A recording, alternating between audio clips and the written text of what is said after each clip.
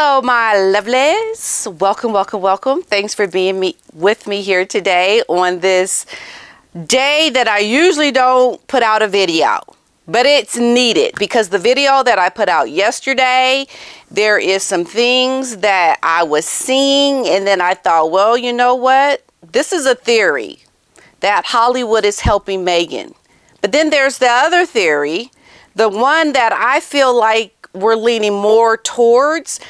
But folks, there is something that Meghan has done. We all know what she's done that's going to give us the proof that we need.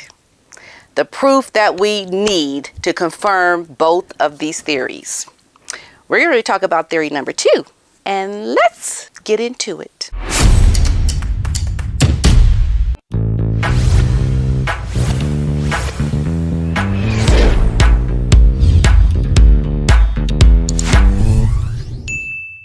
Hello everyone. Okay, I want to first thank my lovely friend Ruth. I have 2 Ruth friends, and my Ruth friend with her pug Sid sent me this beautiful Princess Diana ring. I absolutely love it. This engagement ring from Princess Diana. It's a little big on me, but I'm going to have a ring fitter put on here and it's going to look lovely. I think it's just fabulous, Diana. I think if anybody's more aligned with Princess Diana, it would be me and not Meghan Markle. No, not her. Are you ready for this story? Are you ready? Are you ready to hear what has happened? What is going on? What is going on here today? Yes, you ready? Look, he's ready. It was like, okay, I'm going to sit and relax, but now I'm ready to get into this story. Oh, yes, he's ready for this story. Now, this is the thing, folks, because I remember from my time in Hollywood, there were always Hollywood people blowing smoke up people's butts. Like, they wouldn't like something, but then when they saw the person face to face, they'd be like, oh, I love that. I love it. That was great what you did. And then behind their back talking about that was horrible. Child, I don't know what she was thinking. That is how Hollywood truly is. And so when we look at theory 1, where it looks like people are trying to support and help Meghan, you're seeing people that are the friends of Meghan's that are also associating themselves with Gwyneth at her private little event where she only had 40 people. And then you think about the stories and you see stories that show Meghan out with Gwyneth. And here's the thing. Here is the one story that I actually missed that I did not know until I saw a comment on it. And then I actually saw the stories on it when I Googled it. Because sometimes you won't even find a story if it doesn't just pop up. You have to Google it. And if you don't know what the story is, you don't know what to Google. So that's what happened. And so I saw that in this article where all these publications were coming out and they were saying that Meghan went out with Gwyneth Paltrow. Let me just break it down for you, okay? Let me just break it down. Ran this story that Meghan was out having sushi with Gwyneth. It was Daily Express, Daily Record, The Mirror, Yahoo News, Page 6, the Mercury News, and then we have the Brunswick News. There were like all these publications, Town and Country. And then it's almost like someone put this story out as a news release and all these publications picked it up. Now, who would be the one person that would put out a story that says they were having sushi on Mother's Day with Meghan Markle? But we only saw the photo with Candace Diaz. Sorry, I kept calling her Candace. Cameron. And Meghan and Harry. Like they were in a photo. And even the photo with Candace just looked like she was walking by. They were like, oh, okay, we're going to put Candace in the article. Meghan went out and had sushi with Candace because she just happened to walk by and was in the same photo cropped as Harry and Meghan. So you can't even trust that even Candace was there with Meghan, to be honest. But you never saw the photo of Gwyneth. You never saw Gwyneth in the photo that showed Meghan was out having sushi, but there were all these publications that published it. Well, when you Google the article about this, you also find, did Meghan even really have sushi or go out to eat with Harry and Meghan? Was that even true? And I was like, what the? Are you serious? Yeah, that's what happened. And so this article came out. Gwyneth Paltrow tries to steer clear of Meghan and Harry with Mother's Day post. Oh, yes, folks. And this is why I'm looking and thinking, yeah, some people might want to try to help that woman, but you know what? There's some skankiness going on. These are power moves. This was a power move by Gwyneth. She didn't play into the niceties. Oh, okay. She said she was with me, but she wasn't. Okay. No, Gwyneth was like, I'm going to post a photo with me and my daughter Apple, and we're going to show these folks I was not with that woman. And that, my friends, is exactly what happened. Check this out. This is a post that Gwyneth put out that said that she was making it very clear that she did not join them at dinner just because there was no photos of them together surfaced online. She also put out this post on Mother's Day that also raised doubts about claims that she was actually with Meghan and Harry and Cameron Diaz at a sushi restaurant. So Gwyneth, she took to her Facebook-owned application to wish her daughter on her birthday on Mother's Day. So she clearly spent her time with her daughter, is what Gwyneth was trying to say in a power move, rather than let it just be put out there by some PR company that she was having sushi with Meghan. Okay? Oh, yeah. So it's always important, though. Don't get me wrong. It's always important to look critically at information. Because people try to be slick. They try to show you one thing while thinking another. And this Meghan Markle thinks she is slick. But the thing that we have on our side is we have a wealth of information out there that is going to actually come to the fore to highlight the truth. While questioning what the truth is, the truth will always eventually come out. And this is one of those stories where you just have further information to show that Meghan Markle, she is devious. She is somebody that is by any means necessary trying to make power moves, but she can't because she got trumped in her power move by Gwyneth.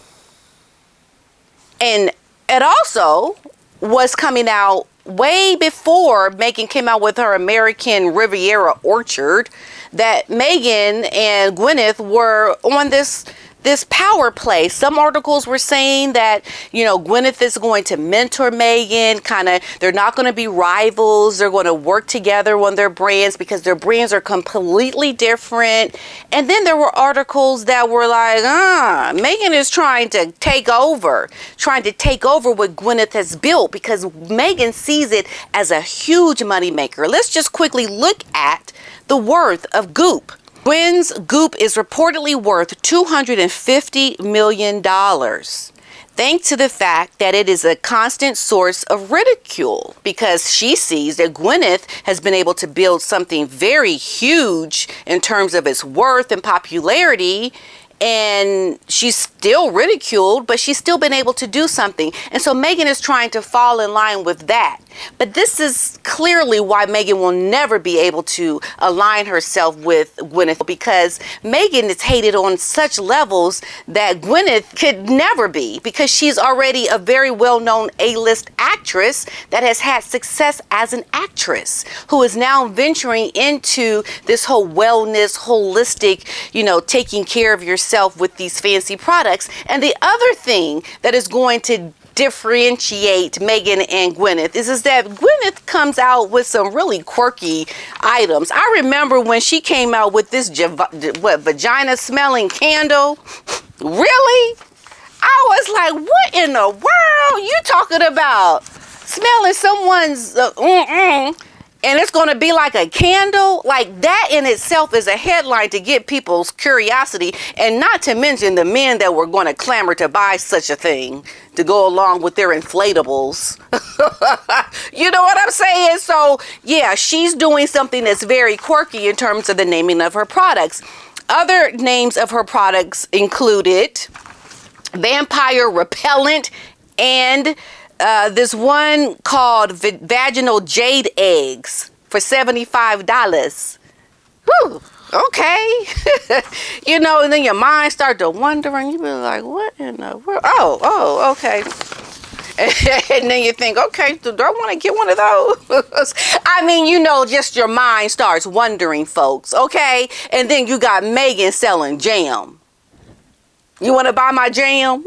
And you got Gwyneth coming out with vaginal smelling candles. Okay, vagina smelling candles. Okay, right, whatever. There's no comparison. But these are the stories that were coming out. And so I believe Meghan was planning these stories around her getting mentorship from Gwyneth. And then Gwyneth, she went out with Harry and Meghan to have, to this sushi restaurant. And there's no pictures, but there's all these articles that she did. Like, the skankiness of this woman is there's a plethora of it. It's just everywhere you look. It's just like, oh my goodness, is all this just information of skankaliciousness, and you're just trying to make sense of it all, and you're trying to differentiate, and you're trying to think, well, what, what? Yeah, but it comes all back down to the main idea of how this woman cannot be trusted, and certain people in Hollywood know it, but also at the same time, they can't come out and say it. That's why I started this video talking about how people will say one thing and think another. And that's exactly what I think some of these Hollywood A-listers are doing. But that in itself is another power move. And I'm going to give you a personal story of mine to kind of show you the power move that I believe perhaps Gwyneth did when she invited certain acquaintances of Meghan Markle's. When I was in high school, there was this girl that was my rival. Huge rival. It was like, ugh. I see her and I be like, ugh. It's like, and she stole my boyfriend. Like, there are these things that happened that made me just go completely wacko, crazy, cuckoo. Just lost my mind. Psychotic, crazy woman, child. Like, couldn't think straight because this woman had me in such a ugh. Some of the things that she did, one was she stole my boyfriend.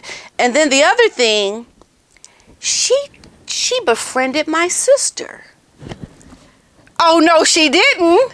She befriended my sister. Oh, yes. As a matter of fact, she came and picked up my sister from our house. Now, look, my sister was kind of like, whatever, my rival. That's someone that I want to hang out with. So she goes with the girl that's my enemy. But it's my sister, so what do I do? Like, okay, thanks, sister. But at the same time, you're just like, oh, okay, you're trying to play power moves on me by inviting my sister. You're trying to befriend people that are my friends too. And eventually, these friends are caught between two people that they like. And you can't be the one that says, well, don't go hang out with them if you're going to be my friend. Like, you can't be that person. Because that right there is just elementary. That is just really preschool. You can't do that. You have to make it look as if, okay, go have fun. And I believe that's what happened with these invitations that Meghan's friends have been in between Gwyneth and Meghan. For example, Abigail Spencer. Now, we do know that Gwyneth has also her own podcast that she had. Her first guest was Oprah Winfrey in 2018. And I believe that Meghan perhaps wanted to have Oprah interview her because she saw Gwyneth. She saw Gwyneth's doing these things with these celebrities, and she wanted to include these people in her circle vicariously through the invitations to her wedding, Interview Me Oprah, Be My Godfather's Child, Tyler Perry. Like, Gwyneth has interviewed a lot of A-list celebrities, people that Meghan wants to be in the same circle. I mean, there's a lot of them there. I think maybe another video will have to do a comparison, but you look at what Meghan has done and how she's trying to bring these A-listers into her circle because she knows Gwyneth has them by her podcast, by the things that she's doing with her cooking. Like, she has a lot of things going on that Meghan wants to have. And so this is why you see Meghan doing things to get these people in her circle, because she wants to be on the same playing level as Gwyneth, but she will never be, because she's selling jams and Gwyneth is selling vagina smelling candles. I mean, okay, and Gwyneth is an A-list Academy Oscar award winning actress. Meghan is not. She is a D-list actress. And so you have someone like a Gwyneth who is playing fair by her Hollywood. Okay, that was good. I like you. I'll invite your friend. Power move, hint, hint. But you're not going to try to take over my $250 million business or give me competition.